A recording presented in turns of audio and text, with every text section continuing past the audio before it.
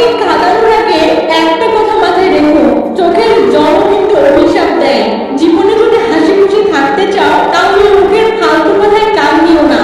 যে ধোঁকা দেয় সে চালাক হতে পারে, তবে যে ধোঁকা খায় সে বোকা নয়, বরং সে হলো বিশ্বাসী। কিছু মানুষের ভাগ্যটাই খারাপ, তারা যতই মন থেকে ভালোবাসুক না কেন বিনিময়ে তারা কষ্ট ছাড়া আর কিছুই পায় না। হৃদয় ভাঙা মানুষটা কারো হৃদয় ভাঙবে না, কারণ সে জানে হৃদয় ভাঙার যন্ত্রণা। কে বলে আমি খারাপ, কে বলে আমি ভালো, আসলে যে যেমন তার কাছে আমি তেমন। কাউকে ভালোবেসে ফেলাটা অনেক সহজ, কিন্তু ভালোবাসার মানুষটিকে অন্য কারোর সাথে দেখা অনেক কঠিন। লোহা খুব শক্ত, তবুও বাঁকা হলে সোজা করা যায়, কিন্তু কিছু মানুষের মন এতটাই কঠোর যে তাকে জীবন দিলেও ভালোবাসা পাওয়া যায় না। দু নৌকায় পা দিয়ে চলা মানুষগুলো আজকাল নদী পার হয়ে যাচ্ছে, আর এক নৌকায় পা দিয়ে চলা মানুষগুলো মাঝপথে ডুবে যাচ্ছে। জীবনে যাই হয়ে যাক, কখনো হাসতে ভুলে যেও না, কারণ হাসিটা তোমার শক্তি ও সাহস যোগাবে। সব ব্যথা গায়ে লাগে না, কিছু ব্যথা হৃদয়ে এসে আঘাত করে। মানুষের খারাপ সময় সারা জীবন থাকে না, কিন্তু খারাপ সময় যারা খারাপ ব্যবহার করে তাদের কথা মানুষের সারা জীবন মনে থাকে।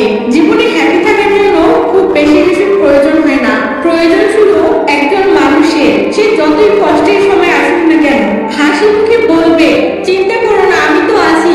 একটা কথা কি জানো, প্রথম প্রেম বেশি কিছু না দিলেও লুকিয়ে লুকিয়ে কান্না করাটা শিখিয়ে দেয়। কার ভিতরে কেমন মানুষ লুকিয়ে আছে সেটা শুধু একমাত্র সময় বলে দেয়। সব কষ্ট প্রকাশ করতে নেই, তাহলে মানুষ মজা করার সুযোগ পায়। কিছু হারিয়ে গেলে যা কষ্ট হয় তার চেয়ে বহু গুণ কষ্ট হয় কেউ বদলে গেলে।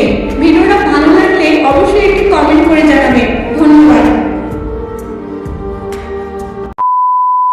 বোন, তোদেরকে একটা কথা বলি শোন, কোনো ছেলেকে নিজের পার্সোনাল ফটো বা ভিডিও দিস না, পরে তোর ফটো ভিডিও নিয়ে তারা ব্ল্যাকমেল করবে। এই ভিডিওটা আরো 10টা মেয়েকে শেয়ার কর, তারাও যেন সতর্ক থাকে। কার দোষ দিয়ে কি হবে? খারাপ তো আমি ছিলাম। সে আমার সাথে মজা করছিল আর আমি এটাকে ভালোবাসা ভাবছিলাম।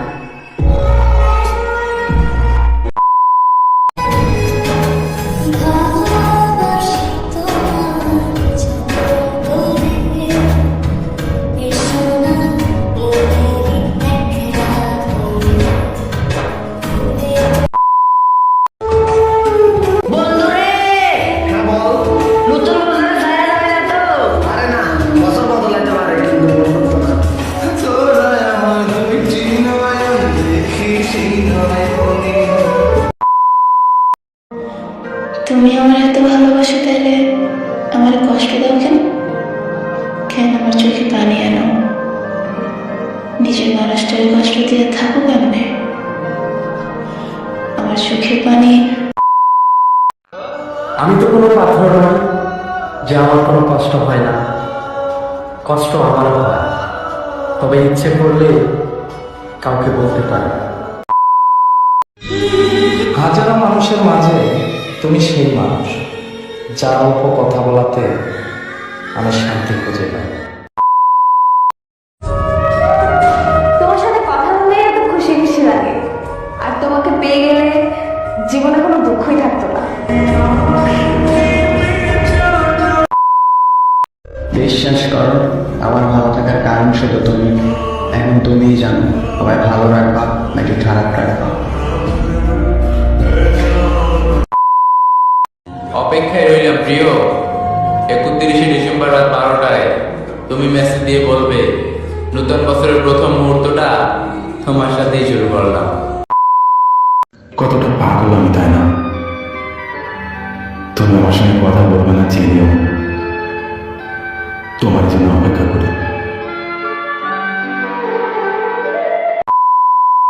একটা কথা সবসময় মনে রাখ, জীবনে চলার পথে যাকে তুমি সবচেয়ে বেশি ভালোবাসো সেই তোমাকে সবচেয়ে বেশি কষ্ট দেবে। অনেক আশা নিয়ে তোমার হাতটা ধরেছি, কখনো ছেড়ে যেও না, বিশ্বাস করো সইতে পারবে। আজ আমার মনে আর কোনো দুঃখ নেই, কারণ আমি এটা মেনে নিছি যে আমার কপালে কোনো সুখ নেই। তুমি আমার টাইম পাস না যে তোমাকে ভুলে যাব। তুমি আমার সত্যিকারের ভালোবাসা, মৃত্যুর আগ পর্যন্ত মনে রাখবো।